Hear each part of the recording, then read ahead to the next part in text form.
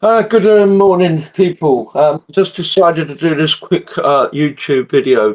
Not many people watch me anyway. Not many people watch my videos, and I'm trying to get this rectified. And I'm hoping to do that by doing these sorts of videos, quick, short, to the point, and also to highlight what I'll be doing live later on TikTok.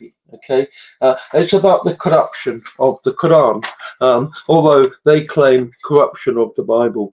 And of course, I've done many shows on this already, using the Quran and the Hadith, as proof that the corruption doesn't really exist.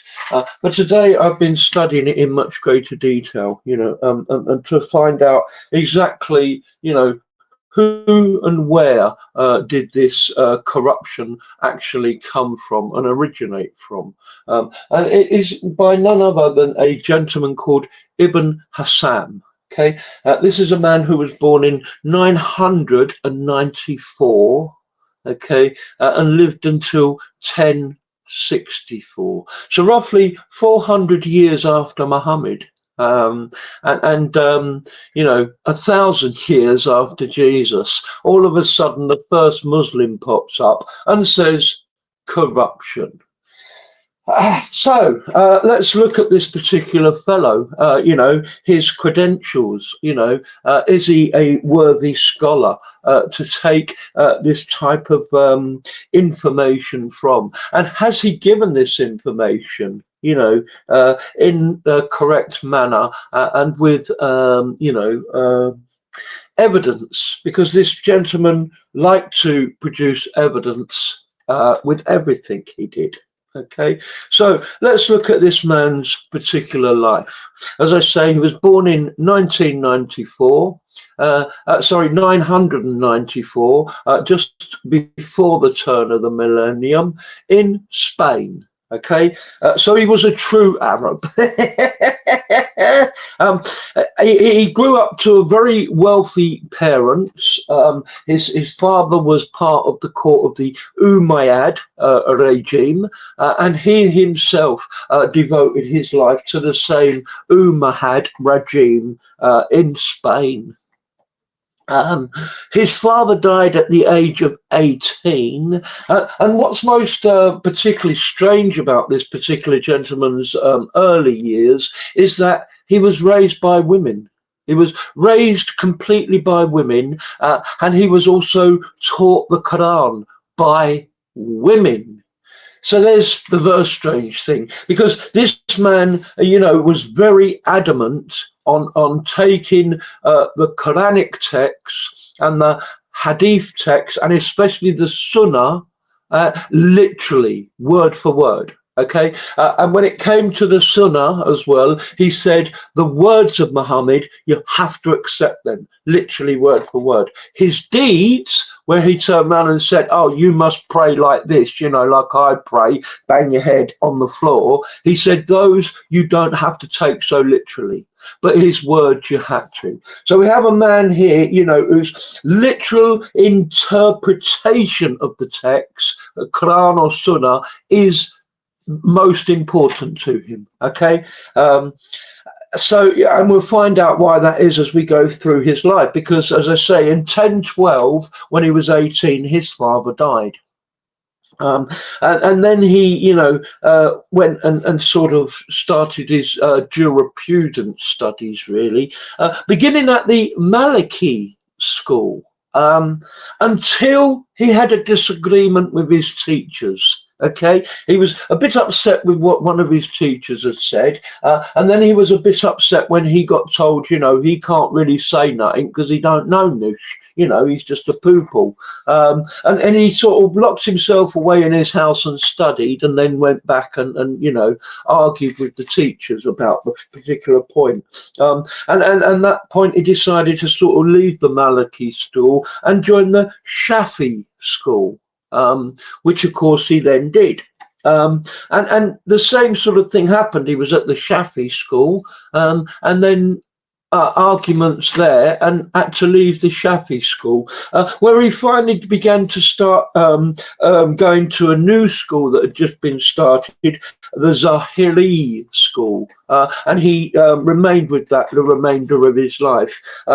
It's rather telling that this particular Zahiri school is one of the lesser known schools of fiqh. Okay, certainly nowhere near the size of Shafi, the second biggest school of fiqh, and the Maliki, the third biggest school of fiqh. It actually died out in the 14th century, came back again a little bit, and is now, small, tiny. Um, so, this is the sort of beginnings of his lifetime. He also was in prison in 1019. Released in 1019 at the age of 25, because the area of Spain he was living in and the people who he supported, the Umayyad regime, were having a very turbulent time at that point, overthrown, lots of turmoil, lots of wars, the usual, Islamic narrative. He sort of 418 to 428, he was heavily involved in politics in Spain with the Umayyad regime, who were trying to re-establish control, and as I say, he was in favour of that, supporting the people trying to do that. He was a minister himself, and so for all of that period there, which is roughly the age of 34 up to 44, he was, heavily politicized and heavily in the political scene in Spain, trying to help the Umayyad regime gain back control, which sadly, when he was 44, it all failed. The Umayyad regime were totally wiped, out, taken out of existence, and he had to actually flee, to a different area of Spain. And of course, it's throughout this period here where he was highly politicized that he started to say the Bible's corrupted. And remember, this is a gentleman who always based his, statements on evidence, okay, factual evidence, and always supported everything all the way through, with actual evidence. And what was his evidence for coming forward and saying the Bible is corrupted? Because during this period of time where he was highly politicized, and the Umayyad regime, which he was supporting, was basically getting wiped out, and he had to run and flee to a different area of Spain, he read the Bible, found out that the Bible told a different message from the Quran, and then said, hence, the Bible must be corrupted. Purely and simply because the Bible gave a different message from the Quran. That was his evidence, that was his proof that the Bible is corrupted, because the Quran said something different, nothing else. Okay, don't forget, this is a man who takes the text literal interpretation for his evidence and facts. And of course, if it had done that at the time with the Quran, Surah 3, Ayah 3, Surah 3, Ayah 48, Surah 10, Ayah 94, Surah 10, Ayah 37, Surah 2, Ayah 44, Surah 2, Ayah 89, Surah 2, Ayah 97, Surah 5, Ayah 46, just to name a few. And of course, the hadiths, Abu Dawood 4449,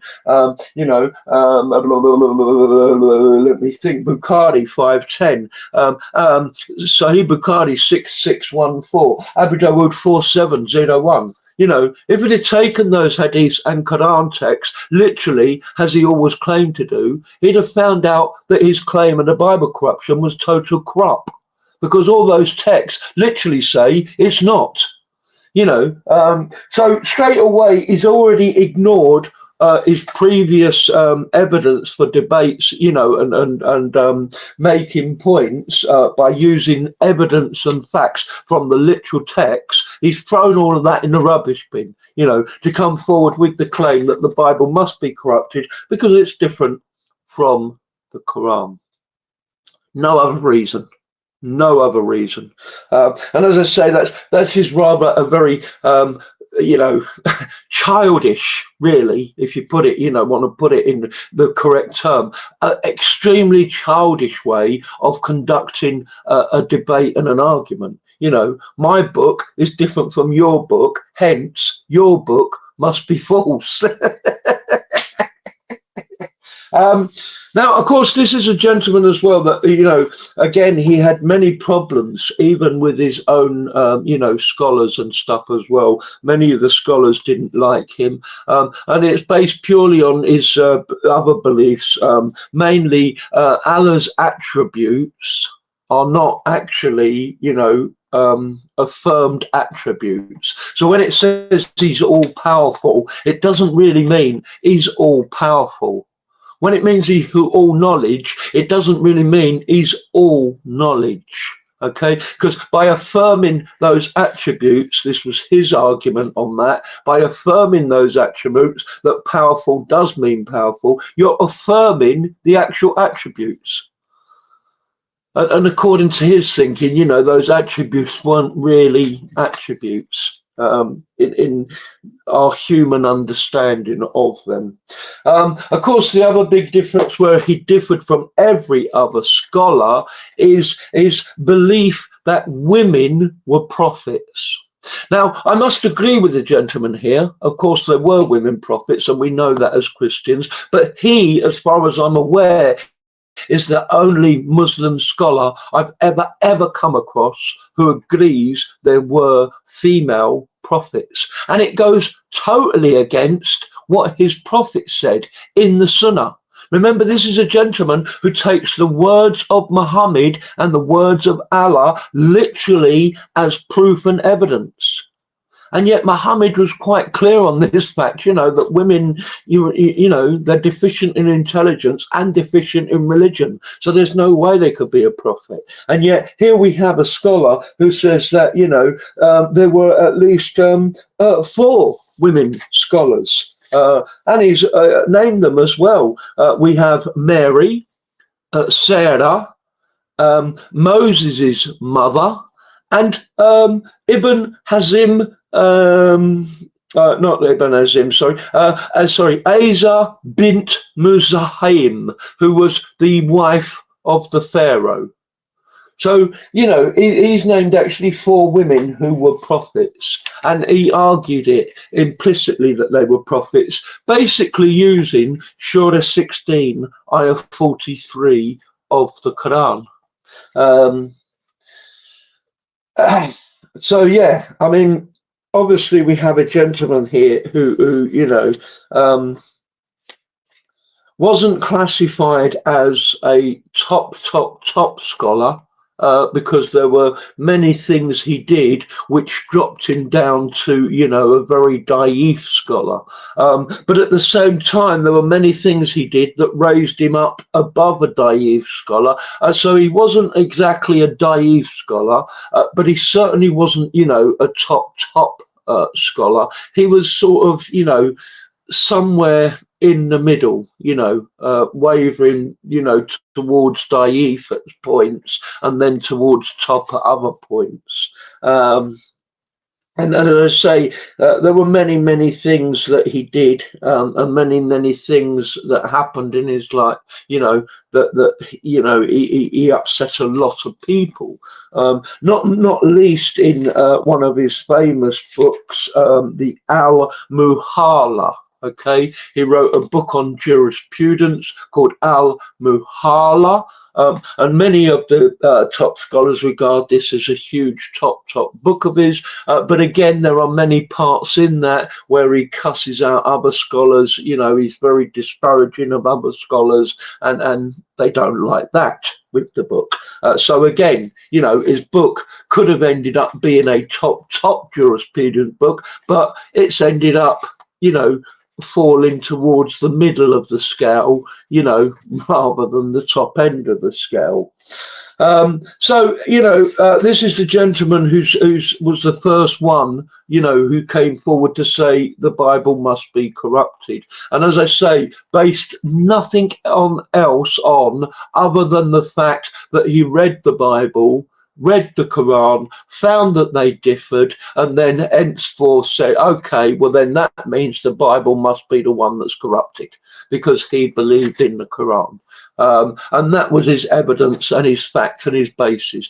And as I say, in doing that, he's thrown out all of his previous, arguments for, using evidence and facts from the text to still make his argument, which is rather deceptive, shall we say, of the gentleman. So, as I say, while he made this assumption of the Bible being corrupted, he was going through a very troubling time in his own country, Spain. As I say, he was trying to help the Umayyad regime, who he supported all the way through because his daddy, was part of the Umayyad courts. And he was a minister himself at this time when he was supporting the Umayyad regime in Spain to try to get them to regain the power and the control of Spain. And as I say, during all of that period, which was lasted 10 years, that's when he came forward to say, well, the Bible must be corrupted because it's different from the Quran. And towards the end of the 10 years, as I say, the Umayyad regime lost. Okay, they lost the control, they lost the power, and he had to flee to Majorca. Okay, Majorca, Majiki, whatever way you wish to say it. He had a friend there. Okay, took him in and looked after him. And when that friend died in 440, okay, which was when he would have been, what would he have been, 440, 12, 56. He would have now been 50. He left 40 when he was 44, is normal area of Spain, when the Umayyad regime got overpowered. He was 44. He ran to Majorca and he stayed 12 years in Majorca until he was 56, when his friend in Majorca died. Who was the ruler, and then he had to leave Majorca because the people who came in and took control of Majorca after his friend died were again against him. Okay, I mean, as I say, usual Islamic narrative, in any country you go to, one Muzzi is against the other Muzzi, and one Muzzi wants to unalive another Muzzi. And of course, as I say, this was the lifetime of this particular gentleman all the way through. Not to also forget that during the time that he was supporting the Umayyad regime in the main area of Spain that he was from, over those 10 years, and they, lost the control and lost the power, he was also at that point lost most of the wealth of his father. Okay, because his father, as I said before, was extremely wealthy. Okay, it was one of the most extremely wealthy families in Spain. He took that wealth on, and by the time he was 44, when he had to flee his normal area of Spain because the Umayyad regime had finished, and he had to run to Majorca, he'd lost the majority of his wealth.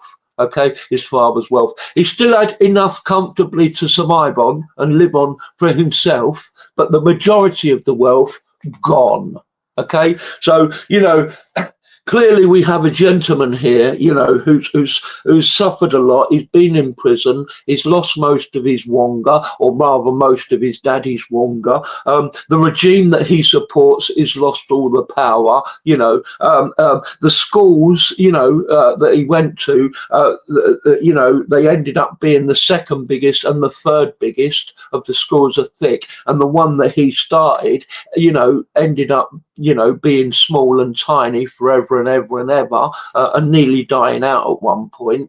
As I say, he had many people who were totally against him, and thought he was a complete and utter idiot. Not least of all, as I say, because of his thoughts on Allah's attributes and his thoughts on women. So after he left Majorca at the age of 56, he then ran away to Seville. And he made an enemy with the Al-Mutadid, who were the ruling party in Seville, so much so that Al-Mutadid commanded all of his books to be burnt. And out of over 400 books, only 40 survive today. So Al-Mutadid managed to burn 360 of his books in front of his boat race in Seville. He finally ended up his days living in small villages, in small farms in Spain, pretty much as a recluse. So there you go, folks. This is the gentleman who first started the complete and utter lie that the Bible is corrupted. He did it with no proof. He did it with no evidence whatsoever. It was just his assumption because the two books were different messages. And henceforth he believed in the Quran, so that makes the Bible corrupted. Now, clearly, as I say, this is a ludicrous start to an argument to begin with.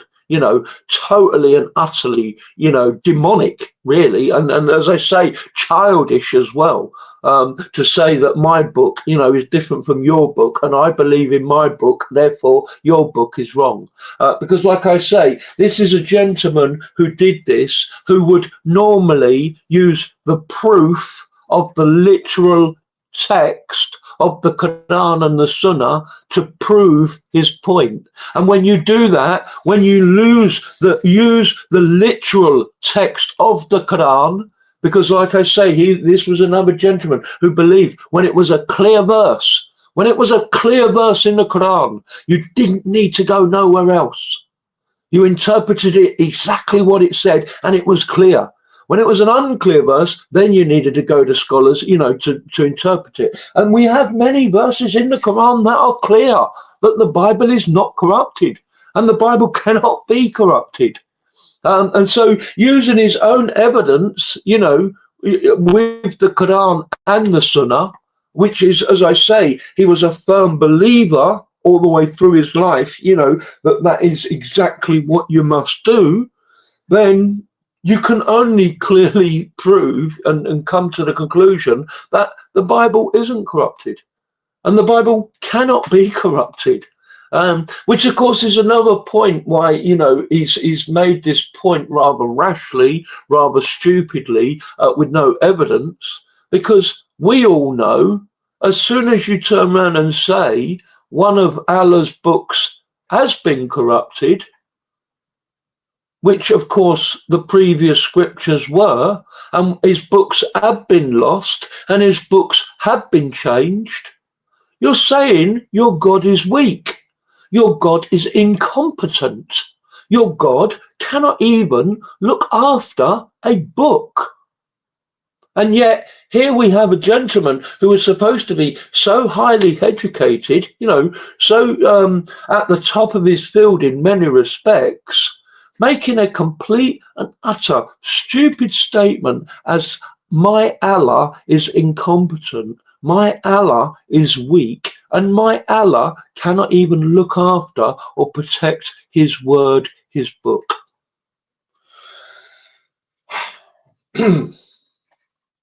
And so, I feel that, this is where in any discussion now going forward with the corruption of a book, this is where we need to begin.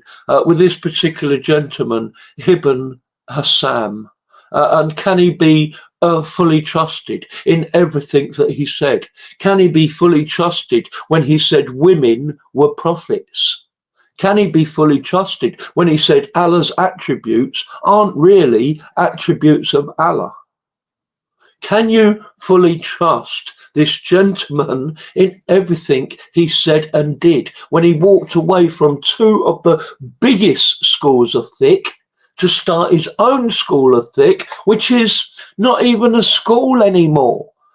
Only one person goes there, you know, and that's a dead person. So, you know, I think to begin with, you know, we have to first of all decide, was Ibn Sam Daif, Hassan, or Sahih when he made the statement, the Bible is corrupted because the message is different from the Quran, based just on the fact that the books differed?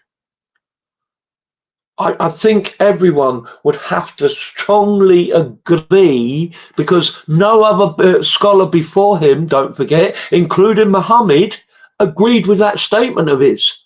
He was the first one to make that statement after 400 years after Muhammad. Okay, and there were many, many huge, big scholars in between that time. Not one of them agreed with him. He was the first one. And as I say, I think based on the gentleman himself, you know, based on his life and everything, and then the level of his scholarship, based on the statement that he's made, using no evidence or facts whatsoever, which he says clearly you must do, you know, even from the Quran or the Sunnah. And when you do that, you get a completely different answer. We have to all agree his statement was completely and utterly daif and not to be accepted and not to be trusted. Guess what? That's the end of the argument. Is the Bible corrupted?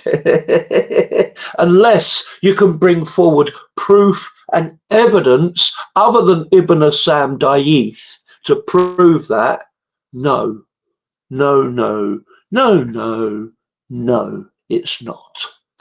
So this is my topic going on later on into TikTok tonight, folks. As I say, I thought I'd just make a quick video on it because I feel there's important information there for anyone else who wishes to argue this point. And of course, this is something, as I say, that's important to use, not only, you know, but also alongside the other facts, of course, which are the many Quran verses, Al-Baqarah 40 to 44, Al-Baqarah 89, Al-Baqarah 91, Al-Baqarah 97, Al-Baqarah 101, Al-Baqarah 136, Al-Baqarah 285, 447, 6114, 1643, 1094, 1037, 1029, 46, Al-Imran 3, Al-Imran 5, Al-Imran 48, Al-Imran 65, Al-Ma'idah 46, Al-Ma'idah 47, Al-Ma'idah 68, Al-Ma'idah 110, Surah 9, 111, Abu Dawud 4449, Abu Dawud 4701, Sahih Bukhari 6614,